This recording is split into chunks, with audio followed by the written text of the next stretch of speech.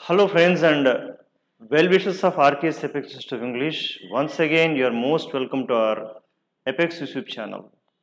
Friends, now we are discussing 64th episode. 64th. Nice. Now, see today's vocabulary. India stands at the forefront of digital revolution, RBI report.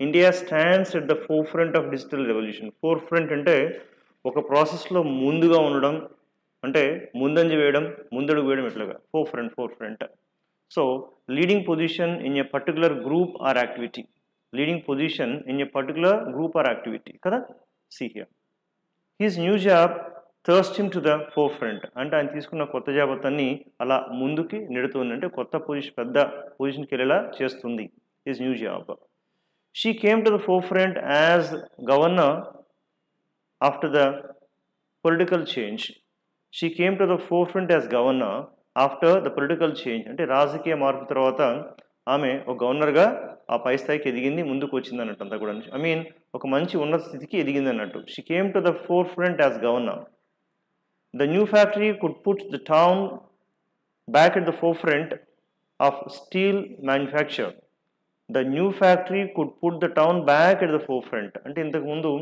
Something maybe steel factory అది manufacturing ఆగడము లేకపోతే కొంచెం ఇబ్బందులు రావడంతో వెనక్కి వెళ్ళిపోయి ఉండొచ్చు ఇప్పుడు మళ్ళీ ఆ పర్టికులర్ సిటీ ముందుకు వచ్చి నిలబడ్డది so the new factory could put the town back at the forefront of steel manufacture అంటే మనం చూడండి జంషెడ్పూర్ అనగానే అక్కడ టాటా స్టీల్ కంపెనీ టక్కుని గుర్తుకొస్తుంది అలాగే కొన్ని కంపెనీస్ ఉండడం ద్వారా యూ టేక్ విశాఖపట్నం అనగానే మనకు విశాఖ స్టీల్ గుర్తుకొస్తుంటుంది ఇట్లాగా ఆ ప్రొడక్షన్ బాగా పెరిగినప్పుడు మళ్ళీ ఆ నగరం ముందుకు వచ్చి నుంచి ఉంటుంది అంటే ఐ మీన్ ఫోర్ ఫ్రంట్ ముందు పొజిషన్లో ఉంటుందని చెప్పడం India may lodge plaint against ILO international labour organisation report అంటే ఇంటర్నేషనల్ ఆర్గనైజేషన్ రిపోర్ట్ ఒక రిపోర్ట్ ఇచ్చింది మన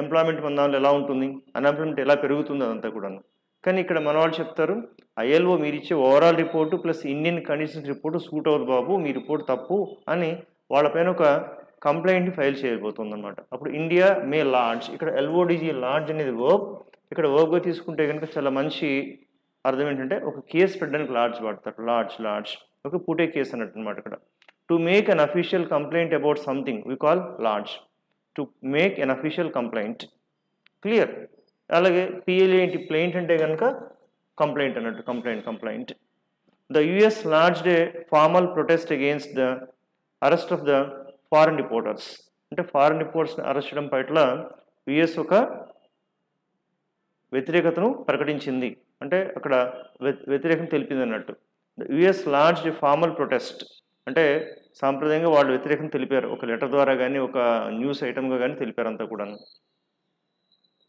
ప్లెయింట్ అంటే కనుక complaint a complaint made against somebody in court once the particulars of the claim have been filed okay once the particulars of the claim have been filed అంటే ఆ case యొక్క డీటెయిల్స్ని file అయిందా అంటే కేసు నమోదైందా the judge must enter a plaint in the court రికార్డులో తప్పనిసరిగా అది రికార్డ్ చేయాల్సిందేను అంటే కోర్టులో రికార్డ్ చేయాలి దాన్ని అని చెప్పడం అంటే అదొక వ్యాలిడ్ స్టేట్మెంట్గా కంప్లైంట్కి తీసుకోవాల్సిందే అని చెప్తారు అంతా కూడా లాడ్జ్ ఎక్కువగా లాడ్జ్ ఎలా చెప్తారంటే కనుక సే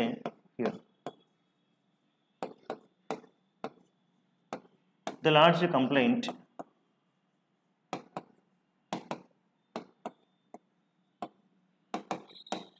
అగేన్స్ట్ ఇక్కడ సంబడి ఎవరి మీద అయితే విత్ ఎక్కడ అలా రావాలి I repeat the lodge complaint against him or against mister X with టూటన్ police station అంటే ఏ పోలీస్ స్టేషన్ ఎక్కడ ఇస్తే విత్ చెప్పాలి ఎవరి మీద అని చెప్పాలంటే అగేన్స్ట్ చెప్పాలి I repeat the lodge complaint against him with టూటన్ police station ఇలాగ lodge against somebody with some particular police station or with some organisation అని చెప్తారనమాట క్లియర్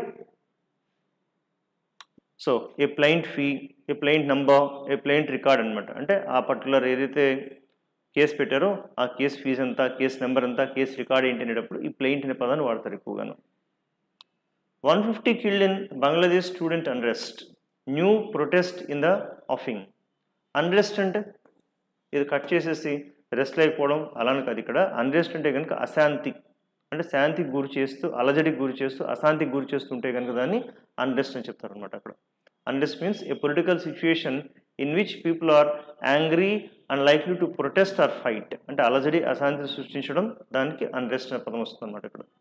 సో ఇండస్ట్రియల్ అన్రెస్ట్ అంటే ఈ పరిశ్రమల పరంగా వచ్చేటువంటి ఒక రకమైనటువంటి గొడవ, అలజడి, అశాంతి. Civil unrest, social unset, political unrest, popular unrest, ఇలాంటివి చాలా కామన్గా వాడే కొన్ని adjectives. There is growing unrest in the east of the country, అంటే కంట్రీకి ఈస్ట్ వైపు చూసుకున్నట్లయితే ఈస్టర్న్ ప్రాంతాలలో ఈ అశాంతి రోజు రోజుకి పెళ్ళు బిగుతోంది, ఎక్కువ అవుతుందని చెప్పడం. అఫింగ్ అంటే కనుక likely to appear or happen, అంటే అది త్వరలో జరుగుద్దేమో ఒక భయం అనమాట. ఇక్కడ ఏమన్నారు, new protest in the offing, అంటే ఇంకా కొత్త వ్యతిరేకదారులు, కొత్త వ్యతిరేకత ఇంకా ఎక్కువ అవ్వచ్చు, రావచ్చు అని చెప్పడం. I hear there are more staff changes in the offing. I hear there are more staff changes in the offing. అంటే రాబోయే దానిలో ఇంకా ఎక్కువ మార్పులు జరగచ్చేమో, స్టాఫ్స్ నీకు ఎక్కువ మారుస్తారేమో అని విన్నాను అని చెప్పడం.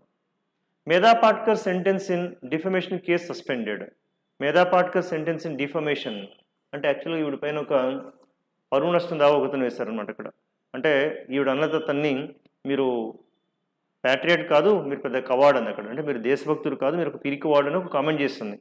ఆ కామెంట్కి కానీ అతను కోర్టుకు వెళ్ళి ఆవిడ పైన ఒక కేసు పెట్టారనమాట. ఇక్కడ డిఫమేషన్ అంటే కనుక అపఖ్యాతి లేదంటే పరువు నష్టం చేసినందుకు, నాపై పరువు నష్టం కలిగించింది ఆవిడ, ఆ పరువు నష్టానికి కానీ ఆవిడ ఇంత పే చేయాలన్నట్టుగా ఆయన కేసు వేశారనమాట. ఇక్కడ ఆ కేసుని కోర్టు కొట్టేసింది. Sentence in defamation case suspended, దాన్ని పక్కన సస్పెండ్ చేసింది. See here. He brought a legal action against the magazine, అంటే ఆ మ్యాగజైన్కి వ్యతిరేకంగా అతను ఒక చట్టపరమైన చర్యలు తీసుకుంటున్నాడు. దేనికి? ఫర్ డిఫమేషన్ ఆఫ్ క్యారెక్టర్, అంటే అతన్ని క్యారెక్టర్ని కించపరిచే విధంగా వాళ్ళు చేసిన చర్యలకు అతడు ఒక కేసు వేసాడు అనమాట. ఇక్కడ డిఫమేషన్ కేసు అంటారు. ఇక్కడ డిఫమేషన్ అంటే అపఖ్యాతి కలిగించేటువంటి పని చేసినందుకు వాళ్ళపైన కేసుని డిఫమేషన్ కేసు అంటారు. ఫేమ్ అంటేనే ఉంది కదా, ఫేమ్ అంటే కనుక కీర్తి, డి అంటే అపకీర్తి, defamation. So such defamation might cause injury to the business good will of the corporation. అలాంటి అపఖ్యాతి అనేది మన బిజినెస్ డెవలప్మెంట్కి, గుడ్ విల్కి, మంచి పేరుకి ఒక చెడ్డ పేరు తీసుకొస్తుంది. అది చాలా ప్రమాదకరంగా దారితీస్తుందని చెప్పడం. Discrepancy in votes polled and counted in Lok Sabha polls says ADR. Discrepancy అంటే కనుక తేడా, వ్యత్యాసం. In votes polled and counted, అక్కడ పోలిని కౌంట్ అయింది ఏంటి, ఆ రెండింటికి మధ్య చాలా తేడా ఉంది. అంటే పోలిన ఓట్లేమో ఎక్కువ కనబడుతుంది, కౌంటింగ్ తక్కువ వస్తుంది. ఒక్కోసారి పోలేందేమో తక్కువ ఉంటుంది, కౌంటింగ్ ఎక్కువ ఉంటుంది. అంటే మరి రెండు సమానం ఉండాలి కదా, ఆ తేడాని, వ్యత్యాసాన్ని డిస్క్రిపెన్సీ అంటారు అనమాట. ఇక్కడ డిస్క్రిపెన్సీ మీన్స్ అసమానత, వైరుధ్యం, వ్యత్యాసం, తేడా. A difference between two or more things that should be the same, రెండు సేమ్ ఉండాల్సిన చోట తేడా ఉంటే కనుక దాన్ని డిస్క్రిపెన్సీ అంటారు ఇక్కడ. So discrepancy in something, okay. Then discrepancy in వాడారు కదా, అదే చెప్తున్నారు, ఇన్ రావాల్సి ఉంటుంది లెక్క. So wide discrepancies in prices quoted for the work, అంటే ఆ వర్క్ ప్రైసెస్ కోట్ చేస్తే ఒక్కొక్కళ్ళు ఒకలా కోట్ చేశారు. ఒకళ్ళేమో 1 crore, ఒకళ్ళేమో 50 lakhs, ఒకళ్ళు 70, చాలా తేడా ఉందంతా కూడా. Discrepancy between A and B అంటే ఇద్దరి మధ్య ఉన్న తేడా అనమాట ఇక్కడ. What are the reasons for the discrepancy between girls and boys performance in school? ఈ స్కూల్లో ఒకరికి ఎక్కువ పెర్ఫార్మెన్స్ వస్తుంది, ఒకరికి తక్కువ వస్తుంది. అంటే బాయ్స్కి ఎక్కువ, గర్ల్స్ తక్కువ, లేదా గర్ల్స్కి ఎక్కువ, బాయ్స్ తక్కువ. ఏంటి తేడా? సో ఎందుకు ఇంత డిస్క్రిపెన్సీ అని అడుగుతున్నారు అనమాట. డిస్క్రిపెన్సీ అంటే కనుక రెండు సేమ్ ఉండాల్సిన చోట ఉండేటువంటి తేడా, అంత తేడా ఎందుకు ఉంటుందబ్బా అని క్వశ్చన్ చేస్తున్నారు. Multi agency security meets held in Jammu to keep militants at bay. Multi agency security meets అంటే కొన్ని మీటింగ్స్ అవి కండక్ట్ చేస్తున్నారు. దేనికంటే to keep militants at bay. ఇది చాలా రెగ్యులర్గా వాడే పదం, చాలా ఇంపార్టెంట్ వర్డ్ అండి, గుర్తుపెట్టుకోండి friends. At bay, at bay అంటే కనుక రాబోతున్న ప్రమాదాన్ని కానీ లేదంటే ఒక ఆపదను అంత దూరంలో ఆపగలగడం. At bay, at bay. దీన్ని ఎలాంటి కాంబినేషన్ వాడతారంటే hold at bay, keep at bay, or ఇట్లాగా.